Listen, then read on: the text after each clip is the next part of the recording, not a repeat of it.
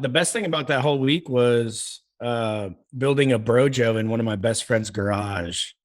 So every pretty much after every practice, Julian and I in Foxborough would go back to our house, one of our houses, and play ping pong till we're sick in the head. I mean, dip spit everywhere, shirts off, sweating, dusting, but nobody, I mean, we're in the basement in a Foxborough place. So we had to kind of duplicate that in Houston. So I called up one of my best friends who lives like a couple miles from the stadium. And I was like, bro, meanwhile, his wife is pregnant, like 8 months pregnant with their first child. We, in fact, build a BroJo den in his garage so we can kind of emulate a regular week of practice for us. So we kind of turned his garage, put a ping pong table in it, put a couch in there, put a couple tables. And then next thing you know, me and Julian, we brought Gronk over there. All my high school buddies came over and we were just chilling, kind of emulating a normal week, which was one of the best memories I've had from that game. But I mean, you guys saw how that game turned out. It was just a long night for us. I probably lost 10 pounds that game of just water weight, just sweating. I remember I got 4 IVs total the whole game, 2 before and then 2 at halftime. And I got one of those recently, but it was for a hangover. But those work for hangovers. Now, how come you were so tired in this game? Why would that occur? Aren't you guys and how were you guys prepared for it, Danny? We knew they were going to play a lot of man coverage on, second, third down. So we knew we were going to have running routes as opposed to sitting down in zones, kind of working at a slower pace in zone routes. So we knew we were going to be running all night, but thank God that the halftime was so long. I guess the halftime is 20 minutes as opposed to whatever the 8 minutes we get at a normal game, because I was in there. I got a bag and I said we had enough time to get 2 bags of IV just to get all the liquids back in, but we were running all night. And then also with the amount of plays, I think we played 105 offensive snaps, which an average is usually like 60. So we had to go out and pretty much sprint 105 times. Is that because your defense was getting killed? Well, it was because our defense was getting the ball back for us. Remember in the second half? Oh, right. They were getting us the ball back. So they were keeping their offense off the field, and it lined up where we had to run a lot. What do we got, Jack? 99 offensive snaps. 99 offensive snaps. Jack. Danny, I'm curious. I mean, you're back home for this big game. Is it stressful having all your friends around that week leading up to the Super Bowl? Maybe a time where you want to mentally prepare? It was my close friends. So it was like 3 or 4 guys that came over, right. and that's pretty much it. But, was it you up for tickets though? Oh man. Yeah. I bought as many tickets as I could. I got 37 tickets and we had to pay for all of them. And I didn't make any of my friends pay me. I just kind of gave them out and hoping if I ended up in a ditch somewhere one day, they're going to be there to pull me out. But, if you ever kill a hooker by accident, that friend has got to help you bury her. That's what I say. I got 37 motherfuckers. Yeah. I don't forget. But yeah, another thing just to add on to why we were so spent that night, tired, just because the way the game flow was going, we were down by a lot. They were running the ball, their receivers were chilling.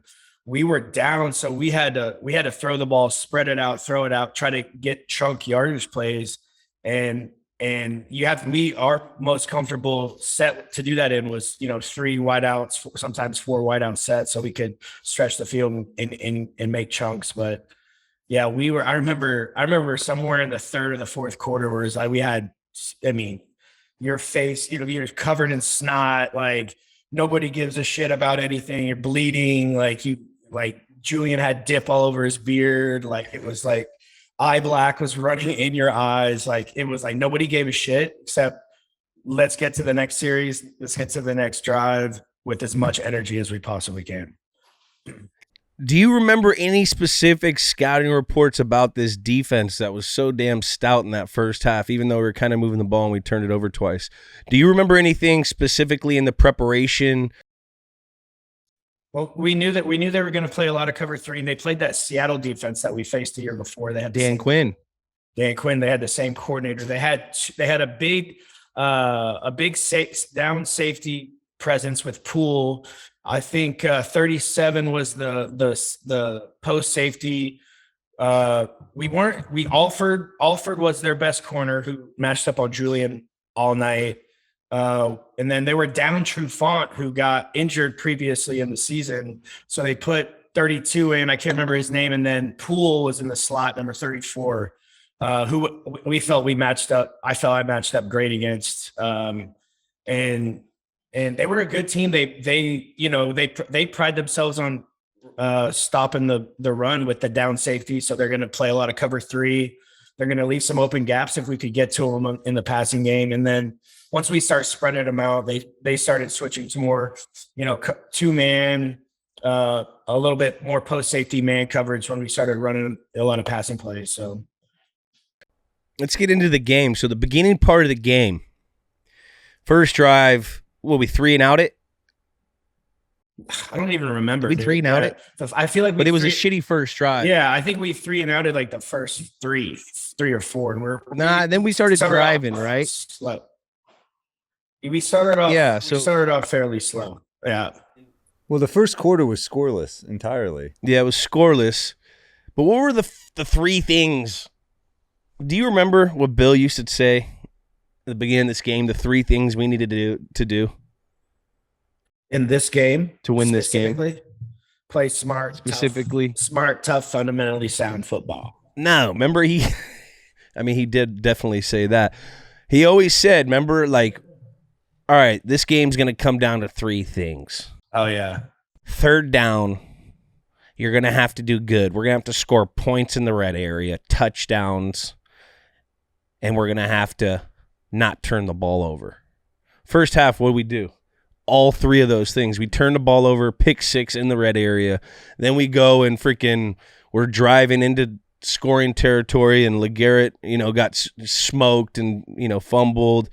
And then we were just turning the ball over, and we weren't scoring in the red area.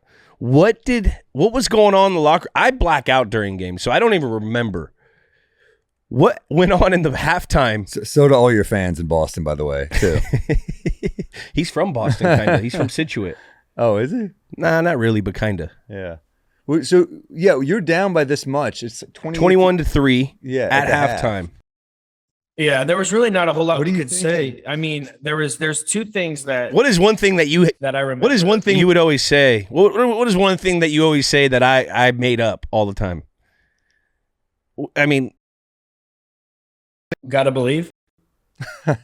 I couldn't hear you. What? I made that up, by the way. What made what up? I made that up. What did you make up? Gotta believe. Who's got to believe, though? Who's got to believe? We got to believe. So is that what you said in the locker room? You're just like, oh, you got to believe. This is what we got to do. Believe. What were you specifically doing in the locker room at halftime after getting IVs? There's 2 things I remember being in the locker room after I got my IV. One, coach said it's going to take a lot more than 24 points to beat us tonight. And then the other thing I remember is Julian walking around. I'm pretty sure he had his shirt off for reasons I'm not sure. I don't know why his pants were off at this time, but he was. It was hot. He was saying, "Oh, this is gonna be a hell of a story, boys. This is gonna be a hell of a story." Wow, that's awesome. And what would I say after that? It's gonna be a hell of a story. It turned out to be a hell of a story. But then I would also say, my infamous saying that I made up. We gotta believe. Yeah, we gotta believe. We'll count it.